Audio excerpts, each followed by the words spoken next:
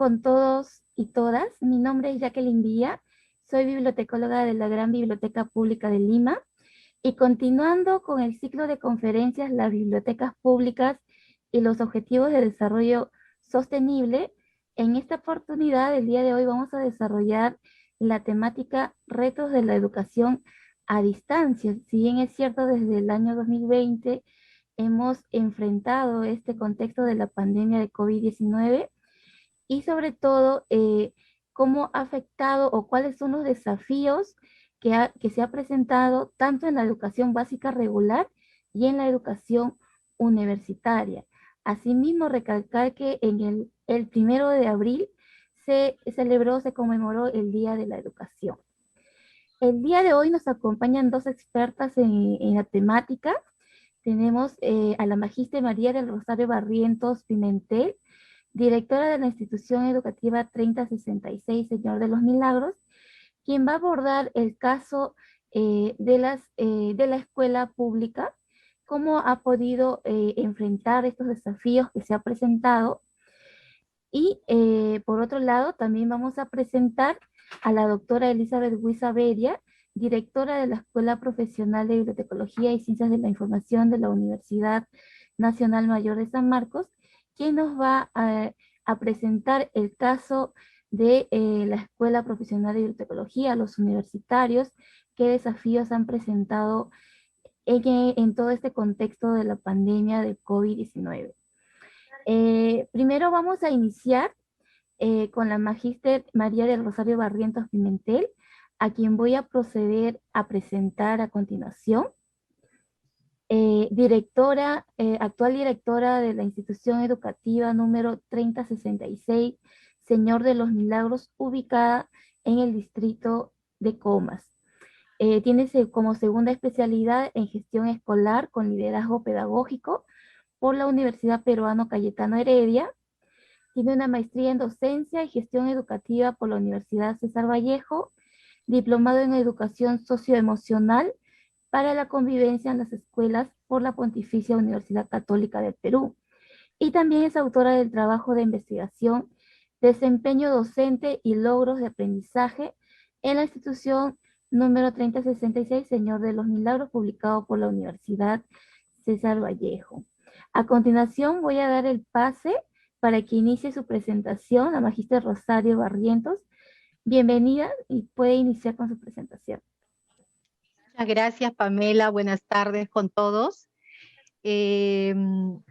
Quisiera, primero que nada, para poder abordar este tema tan importante que nos atañe a todos los actores educativos, escuchar algunos testimonios de maestros, también de una madre de familia. Para ello voy a compartir un video.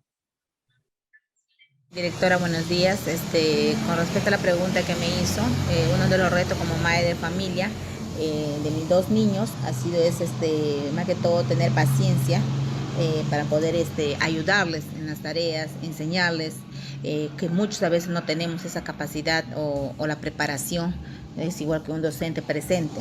Ese es el reto de varios de los padres de familia que pasamos.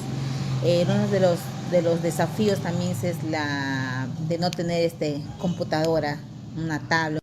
De la laptop, como decía, son varios factores que a veces muchos no tenemos. Como por ejemplo en mi caso solamente tengo un celular que tengo que usar para mis dos niños. Pero gracias a la organización que tuvieron este año en poner por ahora a secundaria en la tarde y en la mañana lo de primaria, está un poco más organizado y entonces ya puedo compartir. Verdad, yo les agradezco mucho y ahí vamos avanzando. Ahora a secundaria en la tarde. En mi labor como maestra, he tenido que adaptarme a este nuevo contexto, modificando mi forma de enseñar, incorporando la tecnología con herramientas digitales. Nos hemos involucrado más allá de los horarios, con las familias, con nuestros niños y niñas, ya que ellos también enfrentan el mismo contexto y con muchas dificultades. Estamos constantemente promoviendo confianza, motivación, brindando soporte emocional a nuestros niños y niñas y a las familias. También hemos modificado los mecanismos de evaluación y estrategias para que logre sus aprendizajes y alcance sus competencias. Veo este nuevo desafío con buena actitud y rescatando lo mejor. Hemos crecido como seres humanos, aprendemos a ser resilientes, valoramos la vida, somos más empáticos, somos solidarios. Hemos crecido como seres humanos y profesionalmente.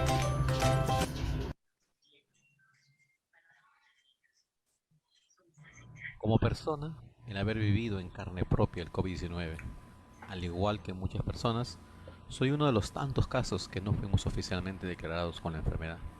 Pero justo este mes cumplo un año de dicha experiencia. El reto fue el sobreponerme a esa situación, el de pensar, tengo que salir de esta, y me lo repetía a cada momento, con la bendición de Dios y el apoyo de mi familia.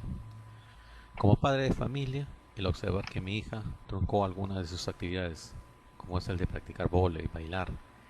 Como algo positivo fue el de convivir con mi familia, ver crecer a mi hija, algo que no lo hacía normalmente, por motivo de trabajo, debido a que salía a trabajar a las 6:30 de la mañana y retornaba entre las 8 y 9 de la noche. Como maestro, comprobar la desigualdad socioeconómica que viven millones de familias. No cuentan con tecnología, no tienen un espacio o ambiente adecuado para realizar sus clases. Además, el miedo y la angustia de ir perdiendo familiares. Todos vamos aprendiendo poco a poco, con toda la actitud. El reto es adaptarnos a los nuevos modos de enseñanza. Muy buenos días, soy la profesora Patricia Narváez de la institución educativa 3066, Señor de los Milagros. Este año hemos asumido desafíos y retos en medio de esta crisis de pandemia y de educación a distancia. Retos como maestra y como mamá.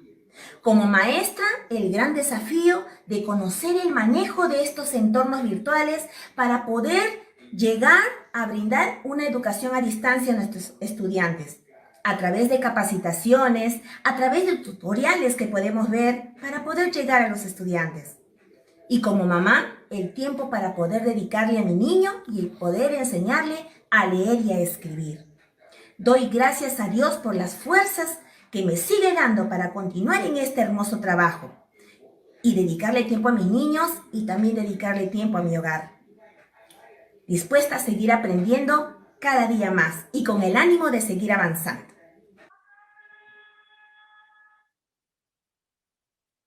Qué importante es conocer de primera mano las experiencias, ¿no?, de cada uno en esta educación a distancia y contexto de pandemia, ¿no? Por eso hemos creído conveniente recoger estos testimonios de algunos maestros, también de una madre de familia, y por ahí también tenemos testimonios de los estudiantes, qué significa para ellos también este cambio de la educación en este contexto, ¿no? Sino como por un tema de cuidado de la identidad no lo estamos proyectando. Desafíos, retos, muchos. Con cada actor educativo, desde su posición, desde su rol, los ha venido enfrentando, ¿no? Recordemos que la escuela no solamente son los maestros, el personal administrativo o los directivos, no, también son, por supuesto, los estudiantes, que son motivo y razón de la educación, pero también los padres de familia, ¿no? Son actores muy importantes y claves para que la educación continúe y los niños sigan aprendiendo. A ver, voy a compartir aquí.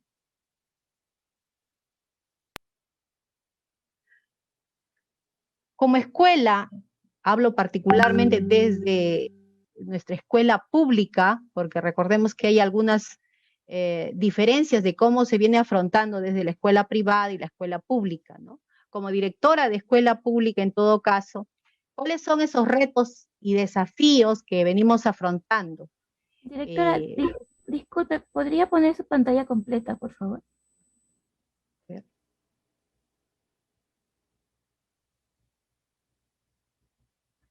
Ya, ¿se ve completo? Ahora sí. Perfecto. Ya. Uno de los principales desafíos para nosotros al inicio de la educación a distancia, ¿no?, el año pasado, ha sido el recoger información de comunicación de las familias, ¿no? Esa comunicación de la escuela con las familias ha sido un poco arduo y difícil al inicio porque muchos padres de familia no contaban con un medio de conectividad. Entonces, lograr esa comunicación ha sido un trabajo no inmediato, porque sabemos que esta pandemia pues, nos ha sorprendido a todos. No estábamos preparados para iniciar el año escolar 2020 con una educación a distancia.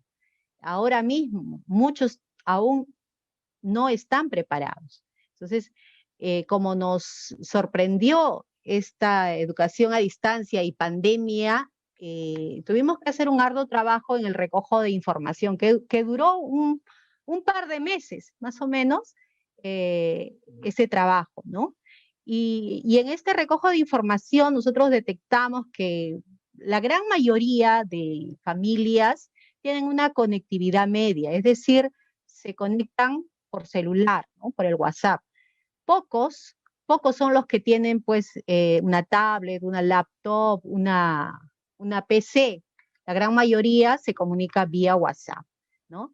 También hemos identificado esos medios y la frecuencia diaria. Ese tema también, miren, al inicio de la pandemia todos estuvimos en cuarentena.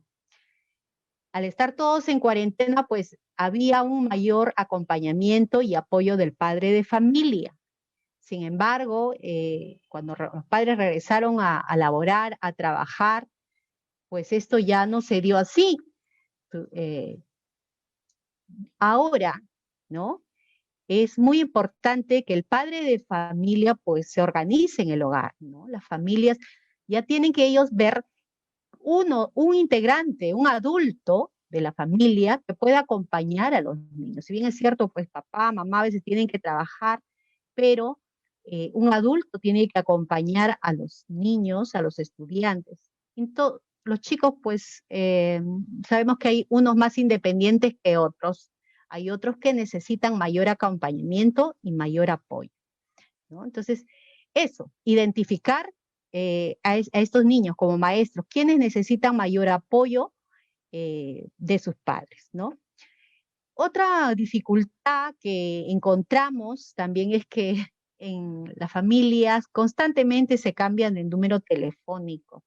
Eso nos dificulta porque si tenemos los grupos organizados, los grupos de comunicación que son de WhatsApp, pues de repente uno ya no recibe la información, ya no recibe las sesiones, ya no participa, ¿no? Y ese tema también es una problemática, ¿no? Por diferentes situaciones personales, familiares, que no hay esa constancia en mantener un número telefónico, ¿no? Entonces, el reto ha sido, pues, lograr esa comunicación con esas familias, ¿no? A través incluso de sus vecinos, de sus compañeros de clase, ¿no? Entonces, la comunicación con las familias es clave, importantísimo en esta educación a distancia. Si no hay una buena comunicación, pues esta estrategia no funciona, ¿no? Por eso es muy importante ahora mantener esa comunicación. En cuanto al apoyo de los padres de familia, su rol es clave para que funcione la educación remota, la educación a distancia. Como dije, ¿no? Hace un rato, ¿no? Al inicio, pues estaban todos los padres en casa apoyando a sus hijos. Sin embargo, después esto cambió, ¿no? Entonces los padres se han tenido que organizar. Es muy importante para nosotros mantener motivado y comprometido al padre de familia para que puedan constantemente brindar ese apoyo, porque ya el estudiante no está con el maestro, ¿no? El estudiante muchas veces se queda solo en casa, sobre todo los adolescentes. Por eso es que cuando hacemos nuestras estadísticas de fin de año, vemos que los más pequeños, que son los que reciben mayor apoyo en el hogar, pues hay una continuidad en la participación de las actividades escolares. Sin embargo, en los adolescentes, ya en secundaria, hay algo de descuido, ¿no? Y tenemos un porcentaje mayor de ausentismo, de estudiantes que no realizan las actividades escolares, ¿no? Pero aún así tenemos constante trabajo con los padres de familia en cuanto a talleres, a tratar de motivarlos, ¿no? En cuanto a las competencias digitales, este ha sido un reto que todos en general hemos afrontado y seguimos afrontando, ¿no? A muchos nos sorprendió la pandemia y la educación a distancia, de repente, pues con conocimientos básicos, ¿no? De algunos aplicativos, incluso en nuestro celular que manejamos, pues conocíamos lo elemental, lo básico, ¿no? Eso ha venido cambiando. El Ministerio de Educación viene dando a través del portal Perú Educa diferentes capacitaciones en el fortalecimiento de las competencias digitales. Entonces, nuestros maestros vienen aprovechando grandemente estas capacitaciones, ¿no? Por ejemplo, este año, para poder mejorar en este tema, hemos adquirido un dominio, ¿no? Y tenemos cuentas institucionales, tanto los maestros como los estudiantes. ¿Y eso en qué beneficia a la comunidad educativa? A ver, muchos estudiantes dejaron de estudiar porque no cuentan recursos económicos para recargar internet, ¿no? Cuentan con un teléfono que tienen que recargar 5 soles, 10 soles para poder realizar sus actividades escolares. Entonces, el tener este dominio hace que el estudiante, cuando ingrese con esta cuenta institucional desde su celular, no le va a consumir sus datos, ¿no? Por ello es que hemos hecho un esfuerzo este año en adquirir ese dominio, bueno, que es privado, tiene un costo, ¿no? Felizmente nosotros teníamos ahí un pequeño fondo todavía que nos quedaba y lo hemos hecho. Pero esta es algo que nosotros hemos podido hacer como institución. Sin embargo, hay muchas escuelas que no tienen ningún tipo de ingreso y bueno, pues no lo van a poder hacer, ¿no? No cuesta mucho, pero yo creo que es un esfuerzo que vale la pena, ¿no? Porque permite a nuestros niños, a nuestros estudiantes, pues utilizar mayores recursos educativos que los maestros están utilizando, ¿no? Estamos ya trabajando con el Classroom, el Jamboard, formularios, podcasts, diferentes recursos tecnológicos que nos facilita el uso de este dominio y de estas cuentas institucionales, ¿no? Hemos hecho ese esfuerzo, como digo, nosotros como institución y algunas otras escuelas con las orientaciones del Ministerio de Educación de Perú Educa. Y ojalá esto debería ser una política de Estado para que todas las instituciones puedan brindar estos servicios y este gran beneficio a los estudiantes, ya que hoy en día, para que el estudiante pueda seguir aprendiendo, tiene que haber una buena conectividad, ¿no? En cuanto al bienestar socioemocional, bueno, esto es fundamental, ¿no? Esta coyuntura demanda que aprendamos en una situación diferente, una situación atípica, y esta es nuestra realidad, lo querramos o no. Entonces, los docentes debemos priorizar este aspecto socioemocional en los estudiantes, ¿no? Establecer un adecuado vínculo con ellos, ¿no? A través del acompañamiento a distancia. Yo les decía a mis maestras, pues, cuando tenemos las reuniones, sobre todo con las maestras del nivel inicial, las maestras de los primeros grados, digo así porque nuestra escuela tiene 3 niveles, inicial, primaria y secundaria, ¿no? Ustedes deben hacer que el estudiante se enamore de las maestras, ¿no? Como pasa cuando se da la educación presencial, ¿no? El niño escucha, el niño ve, el niño observa los gestos de sus maestros. Entonces, ¿cómo hacemos que esto se dé o de alguna manera el maestro se acerque creando este vínculo con el estudiante en esta educación a distancia, ¿no? Y han desarrollado, pues, muchas de nuestras maestras, pues,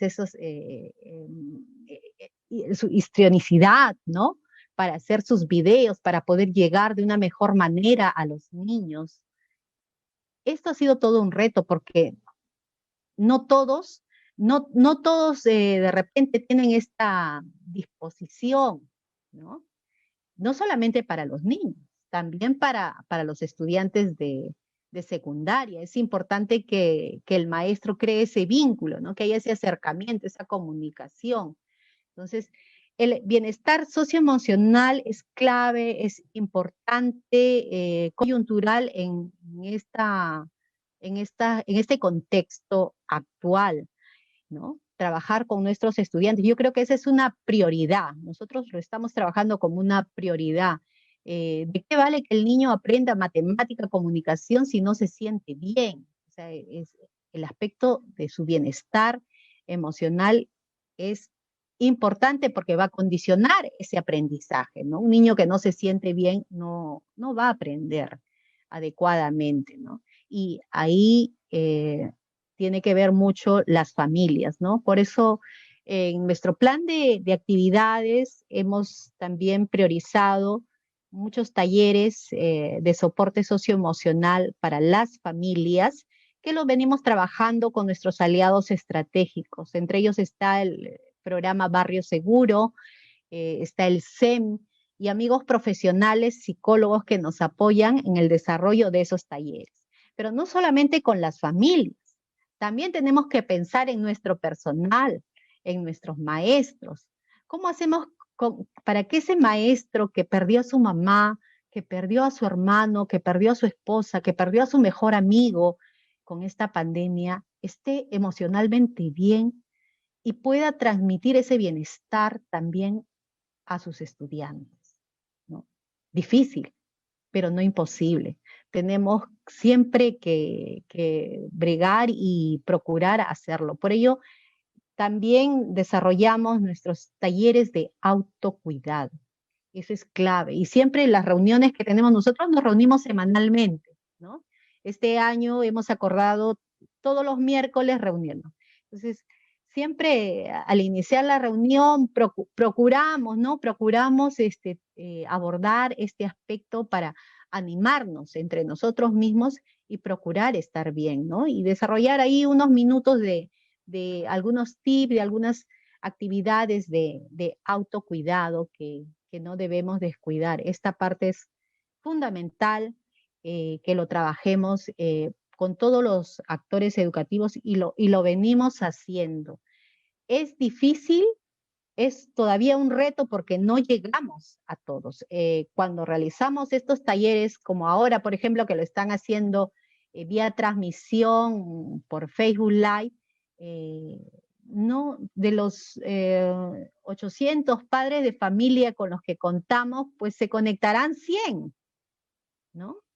Entonces, todavía es un reto seguir motivando a los padres de familia de que esto es para algo beneficioso, para ellos mismos, ¿no? Para todos en general.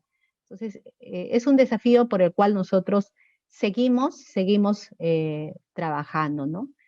Hay actividades auxiliares, que dentro de ellas están las actividades administrativas, que también como institución nos hemos tenido bueno, transformar, digamos, estos mecanismos de cómo los realizamos, ¿no? Porque el hecho de que estamos en educación a distancia no quiere decir que el padre de familia que necesita hacer un trámite de una constancia, de un certificado, de un cambio, de una rectificación, etcétera, no lo vaya a hacer. O sea, se tienen que dar estos trámites. Entonces, para ello también nos hemos adecuado, ¿no? Hemos creado los mecanismos ya virtuales para poder realizar todos estos trámites. Dentro de estas actividades auxiliares hay otras también que significan, no sé si son retos o desafíos, porque en realidad son actividades ya del Ministerio de Educación que se dan, como por ejemplo la entrega de alimentos Caliwarma, entrega de material educativo a las familias, que significan una exposición de riesgo para el personal, para los docentes que se encarguen de este trabajo, ¿no? Entonces, También es un poco dificultoso ese tema porque mucho de nuestro personal se ha contagiado, entonces tenemos también que cuidar la salud de tanto de nuestros maestros como de nuestro personal administrativo, ¿no? Entonces yo lo vería esto pues como actividades auxiliares y administrativas, ¿no? Finalmente, bueno, para terminar, quisiera decir de que todos los actores educativos, todos, padres de familia, maestros, directivos, estudiantes, estamos realizando grandes esfuerzos, ¿no? Para continuar con los aprendizajes de los estudiantes. Pero sin embargo, esto implica tomar en cuenta que este impacto que está teniendo la pandemia a todo nivel y en todos los actores educativos demanda afrontar esto con estas dificultades con mucha creatividad, con mucho optimismo, pero sobre todo con un mensaje esperanzador. No nos dejemos llevar por el pesimismo. Yo creo que juntos podemos salir adelante. Muchas gracias, estimada directora Rosario. Muchas gracias por compartirnos el caso de la institución educativa 3066. A continuación, voy a presentar a la siguiente expositora, la doctora Elizabeth Huizaveria, directora de la Escuela Profesional de Bibliotecología y Ciencias de la Información de la Universidad Nacional Mayor de San Marcos. Es doctora en Educación, maestra en Administración de Negocios, bachiller y licenciada en Bibliotecología y Ciencias de la Información por la misma casa de estudios. Se desempeña como directora y responsable del proceso de acreditación nacional obtenido por la Escuela Profesional de Bibliotecología y Ciencias de la Información de la Universidad Nacional Mayor de San Marcos desde el 2019. Jefe de la Oficina de Calidad y Acreditación de la Facultad de Letras y Ciencias Humanas de la Universidad San Marcos. Investigadora reconocida por el Registro Nacional de Ciencia y Tecnología RENACYT, del Consejo Nacional de Ciencia y Tecnología e Innovación CONCITEC desde el año 2017 y docente e investigadora reconocida por la Universidad San Marcos desde el 2021. Evaluadora externa de proyectos de la Red de Investigación, Desarrollo e Innovación Red IDI a nivel nacional en el Perú y miembro del Grupo de Educación Bibliotecológica del Instituto de Investigación de Bibliotecología e Información. También es miembro de los comités técnicos de normalización en gestión de la calidad en organizaciones educativas y 152 sistemas de gestión documental y archivos del Instituto Nacional de Calidad, INACAL. Le doy pase y muchas gracias por su participación el día de hoy. Le doy pase a la doctora Elizabeth para que pueda iniciar con su exposición. Adelante. Sí, ¿puede activar su micrófono, por favor? Muy buenas noches o buenas tardes todavía con todos. Muchas gracias por la invitación. Agradezco a la Gran Biblioteca Pública de Lima y también a los representantes de la Biblioteca Nacional por el ciclo de conferencias que ustedes vienen realizando y sé que va a ser un éxito, precisamente porque estamos vinculados, ¿no?, con el cumplimiento de las ODS, tanto universidades como instituciones. El compromiso lo tenemos a nivel nacional e internacional. Bien, agradezco la invitación y sobre todo voy a pasar a compartir brevemente la experiencia que hemos tenido nosotros como escuela y a su vez también como universidad, porque también aquí hay que mencionar que ha sido una situación bastante compleja, ¿no? ¿Me confirmas, por favor, si pueden ver? Sí, se puede visualizar. Ah, perfecto. Excelente. Bien. El tema que a mí me toca continuar ya en la siguiente línea, porque la directora que expuso anteriormente, precisamente ella desarrolló desafíos de la educación básica regular, y en mi caso toca desarrollar el desafío de la educación universitaria. ¿Cómo es que se trabajó? ¿Cómo es que se empezó a desarrollar? ¿Cómo se trasladó la educación en el contexto de la virtualidad, en el contexto de la pandemia? Porque sí, definitivamente la educación fue uno de los sectores que se vio afectado, ¿no? Y tuvimos que salir rápidamente de nuestra zona de confort. Entonces, aquí yo quiero brevemente mencionar cuál va a ser, digamos, la agenda de la exposición, ¿no? Brevemente una introducción, ¿no? Las dificultades que tuvimos, pero más allá de todo ello es un poquito narrar la experiencia a nivel macro y a su vez también cómo se fue desarrollando esto a nivel micro. Los desafíos y las lecciones aprendidas que nosotros hemos tenido en el programa de estudio. Bien, lo que voy a pasar brevemente es un pequeño video, pero lo voy a cortar precisamente por el tiempo para poder ganar. A ver. Mientras el Ejecutivo y el Congreso siguen peleados, nuestro país atraviesa otra preocupante crisis y es la crisis educativa. Miles de estudiantes universitarios que han tenido que dejar sus estudios en medio de la pandemia porque ya no pueden costearlos. En nuestro segmento Lo que debes saber, Rolando Escaró nos va a contar todo sobre la crisis de la educación superior en nuestro país.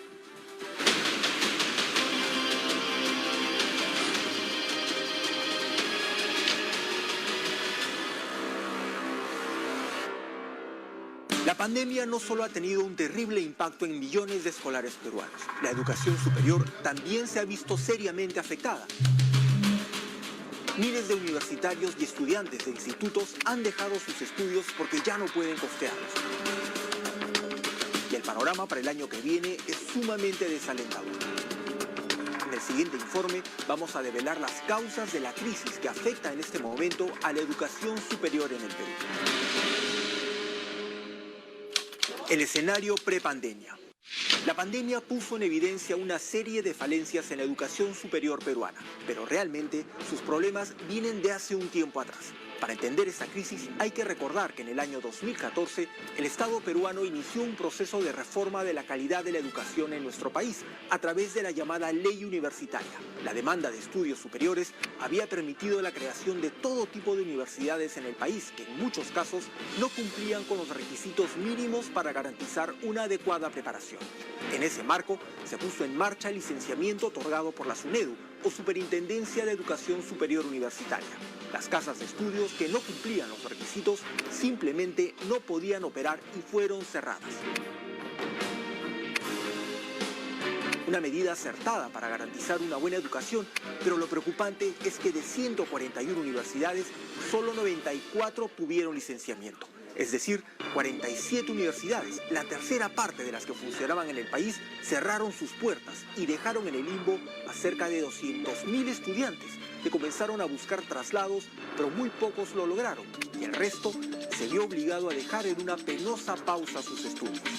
Que son en total, estoy hablando de más o menos 160.000, 170.000, hasta 180.000 estudiantes que todavía no arreglan su problema, ni sus traslados, ni la continuación de los estudios.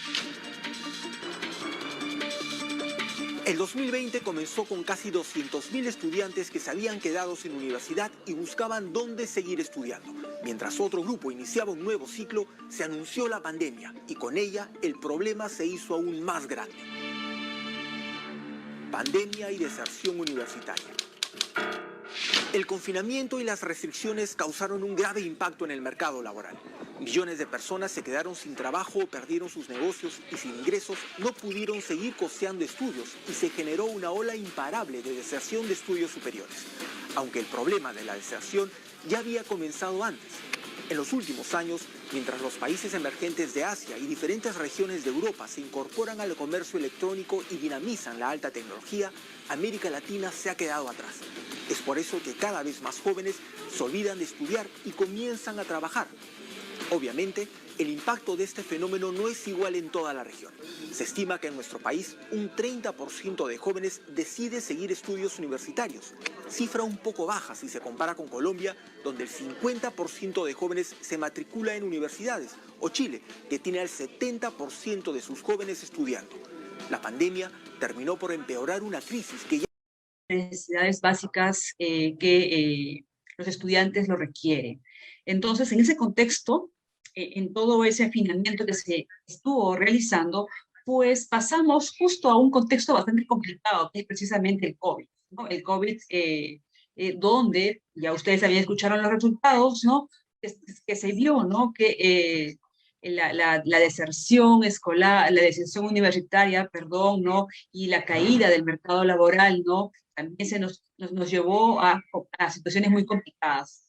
Y después ya como una situación que nos enfrentamos y como post-COVID, que estamos precisamente en esa etapa ya conociendo un poco el contexto, hubieron anuncios académicos, ¿no? De implementar 3 ciclos académicos durante el año, y a su vez también el tema de los créditos educativos, ¿no? Los créditos educativos básicamente para universidades privadas, ¿no? Y el tema va porque hay universidades, ¿no? Donde las pensiones son bastante elevadas y por esa razón, pues, la deserción se estaba incrementando, ¿no? Y de hecho que en el primer semestre se muestre con el 15%, ¿no? Pero ya para el segundo semestre este porcentaje se eleva. Bien, entonces en ese contexto tenemos que ver cuáles son las dificultades tanto a nivel nacional como universidad vivimos y como programa de estudios que tiene mucha similitud al contexto nacional. La ley universitaria, si bien es cierto, a nosotros nos ubicó y se nos dijo, ¿no? Que tendríamos que trabajar de manera presencial. La gran mayoría de nosotros lo hicimos, ¿no? Pero con un componente bastante reducido en cuanto a la virtualidad. Entonces, mudarnos de lo presencial a lo virtual llevó una serie de conflictos, ¿no? Por el hecho de que a esto también se agrega, ¿no? La generación, ¿no? De los docentes, a diferencia de la educación básica, la educación universitaria es un poquito más compleja, ¿no? Y hay un promedio de edad de 55 años para arriba, entonces aquí están un poco divorciados, por no decir otra palabra, con la tecnología. Sin embargo, en el contexto, por lo menos la universidad pública, y sobre todo, y ahí también tenemos que ver varias situaciones, porque no es solo una, ¿no? Hablamos de universidades públicas que hasta la fecha o hasta hace algunos meses todavía no sabían o habían perdido inclusive el año académico 2020, ¿no? Otras que se habían demorado en implementar su adaptación y habían empezado todavía en octubre del año pasado, ¿no? Su primer semestre en octubre, y otras, ¿no? Que se demoraron, si bien es cierto, algunos meses, pero que en el camino estuvimos haciendo, ¿no? A modo de piloto, ¿no? Una prueba, ¿no? De cómo podíamos adaptarnos a ese contexto.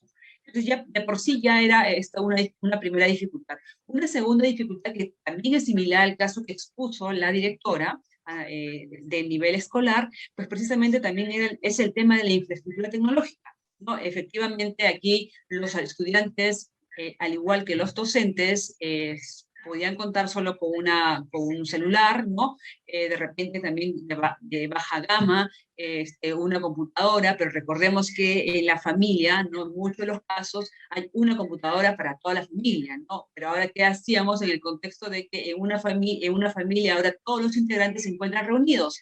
Es ahí donde veíamos las situaciones complejas, porque en la computadora servía de apoyo para el estudiante, no para el pequeño, y para los hijos, y de repente también para los padres que estaban trabajando. Entonces, ahí nosotros tuvimos en cuenta de este problema, ¿no? Otro también problema que hemos vivido, que también es un caso similar a los colegios, es la conectividad, ¿no? Creo que, salvo algunos distritos, sabemos que hay una mejor conectividad frente a otros distritos que no hay muy buena conectividad, ¿no? Y, por ejemplo, en estas horas podemos darnos cuenta, ¿no? Que la conectividad, el ancho de banda se va reduciendo, ¿no? Entonces ahí también existe una gran dificultad, ¿no? Otro tema también que llevó a complicarse fue las competencias digitales, tanto de docentes como de estudiantes, ¿no? Sí, sabemos que para ese entonces tuvimos que vernos forzados así de una manera muy rápida, nosotros como programa, ¿no? Para realizar capacitaciones en cuanto al desarrollo de las competencias digitales, ¿no? Esas capacidades ya poco a poco se fueron tornando ya competencias y digamos, ¿no? La experiencia que nosotros nos llevó es que realizamos capacitaciones al inicio de cada semestre.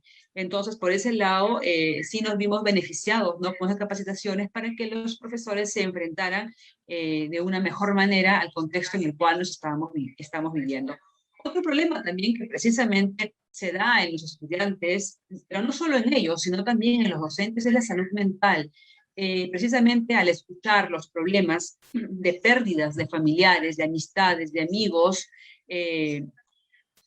lo que conlleva, ¿no? Básicamente es al pesimismo, ¿no? Al detrimento de su salud, del estudiante, de la familia, el contagio de todos ellos. Entonces, eso fue bastante, una situación muy compleja para nosotros, ¿no? De modo que de un modo u otro pudimos también ayudar, ¿no? En ese paso muy difícil. Y en muchos de los casos también los docentes estuvieron en esa misma situación, pero también ahí lleva la otra parte, ¿no? De que muchos de ellos tuvieron que reforzar, ¿no? Su trabajo de docente y de tutor, ¿no? Para continuar con su trabajo de clase.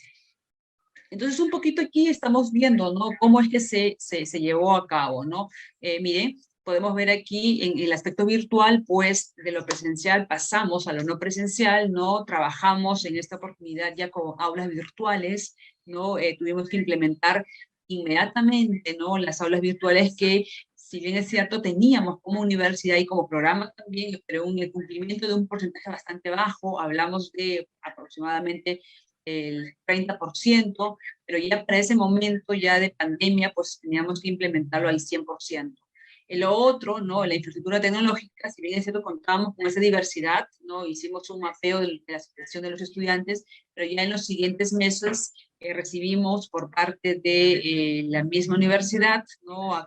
En coordinación con el Ministerio de Educación, pues algunos modems, ¿no? Y algunos equipos básicos, ¿no? Que les permitió a los estudiantes puedan conectarse, ¿no? La conectividad también variaba de la ubicación geográfica y los horarios, ¿no? Tanto así que solo estos modems fueron otorgados, ¿no? A los estudiantes que se ubicaban en Lima, porque tenemos conocimiento que tenemos chicos en provincia, pero que lamentablemente, ¿no? Por la situación no hemos podido enviarlos hasta sus lugares de origen. Y otra situación que sí vimos, ¿no? Y que empezamos a mejorar fueron las competencias digitales, ¿no? En ellos, tanto en estudiantes como docentes. Sí tuvimos el apoyo, ¿no? De la Oficina de Informática para empezar a capacitar a los estudiantes, ¿no? En el uso, en primer lugar, del aula virtual que teníamos como universidad y luego ya el uso del Classroom, porque tuvimos también que hacer un desfase, no tanto en el primer semestre, pues tuvimos unas reglas y en el segundo semestre se nos cambian las reglas y nosotros tuvimos que adaptarnos rápidamente a lo que se nos venía.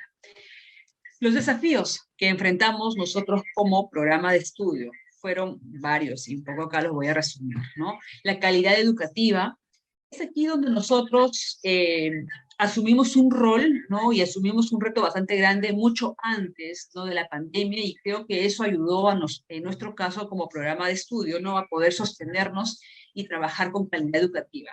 ¿A qué me refiero? Si bien es cierto, el licenciamiento es una de las bases o el primer escalón, digamos así, de toda la escalera hacia la calidad educativa, nosotros para ese entonces habíamos postulado, ¿no? Nos presentamos a la acreditación, al proceso de la acreditación nacional, y precisamente para inicios, o más o menos el 20 de abril, ¿no? Recibimos la grata noticia que habíamos obtenido la acreditación nacional. En ese sentido, a nosotros nos cogió la pandemia preparados, ¿no? Porque gran parte de nuestros materiales, de nuestra documentación, nuestros trámites, ¿no? Ya estaban en la nube. Entonces, en ese sentido, no tuvimos problemas, ¿no? No tuvimos dificultades, a diferencia de los otros programas o las otras escuelas de la facultad e inclusive de la universidad, ¿no? Que sí tuvieron una serie de problemas, ¿no? En nuestro caso fue la adaptación muy rápida.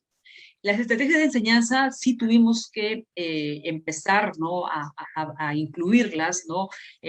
A variarlas, porque una cosa son las clases, ¿no? Lo clásico que tenemos en clase como estrategia es la cátedra, ¿no? Pero en esta oportunidad tuvimos que implementar una serie de estrategias de enseñanza, ¿no? Para poder apoyarnos y poder llegar sobre todo a los estudiantes, ¿no? El acompañamiento de un especialista definitivamente fue básico y es hasta ahora muy importante la labor de una psicóloga. Ella tiene un staff de psicólogos, ¿no? Que nos acompaña tanto a los estudiantes como a su vez también a los docentes, ¿no? Por ese lado nos ayudó el trabajo, ese fue un desafío que pudimos apoyarnos, pero a su vez también esto va de la mano, ¿no? Con un trabajo que implementamos acerca de llamados, seguro ustedes lo han escuchado, la tutoría, ¿no? Si bien es cierto, nosotros ya contábamos con dos tipos de tutoría, ¿no? Una tutoría para los estudiantes observados, me refiero a desaprobados, y también implementamos justo este año, y creo que fue una de las medidas más adecuadas que tomamos, es desarrollar una tutoría universal, es decir, todos los estudiantes querían tener un tutor que los iba a monitorear, ¿no? Y sobre todo hacer un seguimiento de la parte académica, ¿no? Que puedan participar en las clases, que puedan asistir, o en el otro caso también los problemas que puedan estar atravesando en cuanto a la salud, ¿no? Entonces, por ese lado hemos visto el acompañamiento que fue de gran apoyo, ¿no? El aprendizaje continuo, el día a día, creo que el primer semestre nos sirvió a nosotros de un trabajo permanente. Para nosotros el primer semestre, o por lo menos los dos primeros meses, fue un trabajo de 24/7, ¿no?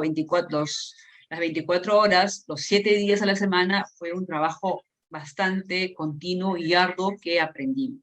La alianza entre la universidad, empresa y Estado creo que nos va a ayudar, ¿no? Y ese es uno también de los grandes desafíos, ¿no? A poder trabajar e implementar la conectividad, ¿no? Esta conectividad que tanto estamos hablando ahora, ¿no? De poder tener el acceso a lo que hablamos o escuchamos en teoría de lo de 5G, ¿no?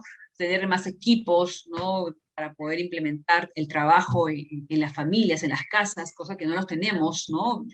Acá podemos ver, ¿no? la variedad de familias que pueden estar turnándose, y muy buena y acertada la medida que, por ejemplo, lo tomaron, ¿no? En el colegio, ¿no? En la educación primaria en la mañana, y en la tarde la educación, la secundaria. Entonces, por ese lado es interesante, ¿no? Pero siempre es bueno, ¿no? Esa alianza que siempre se ha dicho, ¿no? Entre la empresa, la universidad y el Estado. Y esa es una de las dificultades que estamos viviendo en este momento. Lo que sí nos falta es reforzar esto, ¿no? Y es ahí donde quizás a nosotros nos lleve, ¿no? a presentarnos a diversos proyectos. Lecciones aprendidas, ¿no? Las lecciones aprendidas sí son varias, y es aquí donde yo quiero un poquito enfatizar, ¿no? La empatía es uno de los valores que hemos visto y que al comienzo sí ha sido bastante complicado y difícil, ¿no? Porque ponernos en la situación del estudiante, ¿no? En la situación, por ejemplo, de poder conocer su contexto, o de repente saber las dificultades, porque lo que nosotros nos damos cuenta es, y lo que vemos nada más es la computadora, ¿no? Es el monitor, ¿no? Pero no vemos, ¿no? Es más, probablemente en las clases se den que todos para no consumir el ancho de la banda, lo que hacemos es no prendemos el video, ¿no? Entonces esa es una de las grandes dificultades, porque nosotros como profesor estamos un poco a oscuras, ¿no? Y un poco entre los memes que algún momento surgía, ¿no? Era, ¿estás o no estás? Estás, y pasábamos lista, y bueno, fueron algunos detalles, ¿no? Que nos llevó a nosotros a desarrollar estrategias con el fin de conocer a cada uno de nuestros estudiantes. Otro reto, pero sobre todo para los estudiantes, pero también para los profesores, es automotivarlos, ¿no? En este contexto, la motivación o la automotivación es muy importante, ¿no? Dejar de lado el pesimismo, ser muy optimista en el trabajo, ¿no? En las tareas, ¿no? Que tenemos que realizar, y más en este contexto que nos lleva de la tecnología, ¿no? Y del manejo del tiempo, es fundamental de la procrastinación, ¿no? Sabemos que nos gusta dejar todo a última hora, entonces ahora hay que desarrollar habilidades, ¿no? De estudio, ¿no? Habilidades y hábitos, ¿no? Que nos llevan a nosotros ahora a ordenarnos, ¿no? Y por ese lado siempre buscamos a los estudiantes, ¿no? Que puedan desarrollarse, ¿no? Puedan ser más ordenados, ¿no? Y sabemos, ¿no? Que tenemos generaciones distintas, ¿no?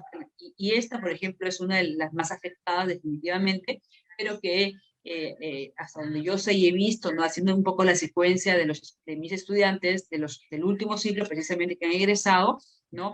Ellos están muy expuestos, ¿no? A toda la situación, todo el contexto que se ha dado, pero sobre todo también muy optimistas, ¿no? Al mercado laboral al que se están enfrentando, ¿no? Entonces, inclusive en esa situación, ¿no? Nosotros sobre la ley universitaria, ¿no? De no tener ya el bachillerato automático, es la presentación de los trabajos de investigación. Es decir, ya los nuestros no han desarrollado esas competencias más que digitales, las competencias de investigación, ¿no? De modo que casi ya nuestros 100% de estudiantes están egresando, pero bajo esta modalidad, ¿no? La modalidad de presentar un trabajo de investigación. Entonces, eso a nosotros nos ha ayudado, ¿no?